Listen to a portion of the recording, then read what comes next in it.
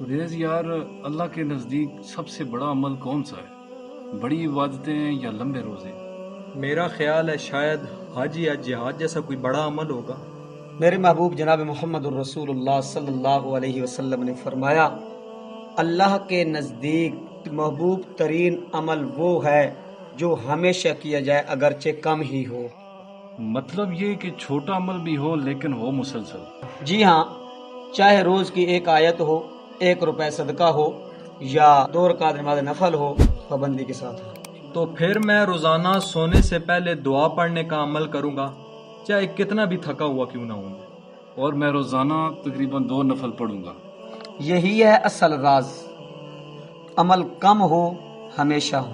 آؤ ہم سب مل کر اپنی زندگی کا ایک معمول بنا لیں، دن میں کوئی نہ کوئی عمل ضرور کرنا چاہیے ہمیں۔